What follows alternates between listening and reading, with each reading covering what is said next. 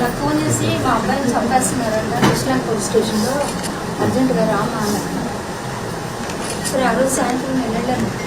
వెళ్ళి ఏంటంటే సిస్టర్ చెప్పింది నీ కొడుకుని చంపేస్తాను దండ రెడీ చేసుకున్నారు. బయట అడిగితేనేమో అశోక్ అనే కానిస్టేబుల్ ఉన్నాడమ్మా ఉన్నాడు పంపిస్తామని చెప్తున్నాడు. ఎస్ఐ గారిని అడిగాను. ఎస్ఐ గారు ఏమో పైన ఉన్నాడమ్మా అని చెప్తున్నాను. సీఏ గారి దగ్గరికి వచ్చి అడిగాను. అడిగితే ఆయన సరిగ్గా సమాధానం చెప్పట్లేదు. ఏంటి ఇలా చెప్తున్నారని నేను ఇంటికి వచ్చేసామా నువ్వు రా రేపు పొద్దున తీసుకుని వెళ్తాను. మళ్ళీ ఇంటికి తీసుకోలేదు. రెండో రోజు మళ్ళీ వెళ్ళాను. ఏంటి అలా తేడాగా ఉన్నా సరైన ఆన్సర్ ఇవ్వట్లేదు. అసలు పిల్లడు ఉన్నాడో లేదో చెప్పట్లేదు. ఈవిడ చూసింది కొట్టడం అబ్బాయి క్యాబ్లు ఎందుకో ఈ బాబుతో పాటు ఇంకా నలుగురు నా సబ్జెక్ట్ ఆ సెల్లో వేయటం వాళ్ళందరూ పంపించేశారు మన సబ్జెక్ట్కి. కానీ ఈ పిల్లని పెట్టలేదు.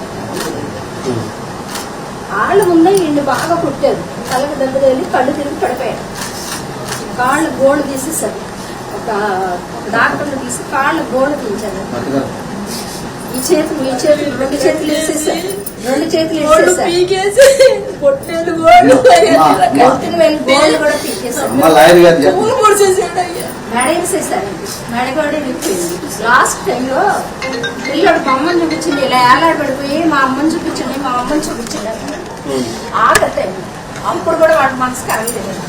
ఇద్దరు నడవలేకపోతే ఇద్దరు కానిస్టేబుల్స్ బాబురావు ఇంకోటి పేరు ఉంది అశోక్ భుజం మీద చెరొకళ్ళు పట్టుకుని ఈడ్చుకొని పైకి వెళ్ళి పడేశారు. నేను మళ్ళీ నలుగురు అడ్వకేట్స్ తీసుకుని వెళ్ళాను. మా మాత్రం చూపించట్లా. వీళ్ళకి అమ్మకు తెలుసు పైనుంచి కేకలు వినపడతాయి. నాకు కొట్టే కొట్టుడు వినపడుతుంటే కిందకు వచ్చేదండి. మా అబ్బాయి ఉన్నాడు. మా అబ్బాయి కాక నేను వెళ్ళిపోతాను. మా అబ్బాయిని చూపించండి మా అబ్బాయిని చూపించండి. మనస్కారం మీద ఒకసారి చూపించండి అయ్యా. పోనన్నా చెప్పించండి అయ్యా. ఆడు చూడండి ఉండలేడయ్యా. నా బిడ్డనంతా అన్యాయం చేశాడయ్యా. నాకు చెప్పాడయ్యా. 2 సార్లు చెప్పాడయ్యా. ఈ స్టేషన్ లో కాకుండా మిగతా చోట్ల ఎక్కడెక్కడ కంప్లైంట్ చేశాను. నేను అతను కస్టడీ డెత్ లాగా ఉందని చెప్పేసి డౌట్ వచ్చిందండి. ఎవరు సరైన ఆన్సర్ ఇవ్వట్లేదు. చివరిసారిగా గొడవేసి అడిగాను సీఏని. ఏం చేస్తావు చేసుకో నీ దిక్కున్న చర్చ పెట్టేస్తావా వేసుకోండి. తర్వాత మనం పై స్థాయిలో కంప్లైంట్ చేసినా డీజీపీ కంప్లైంట్ చేస్తున్నాడు.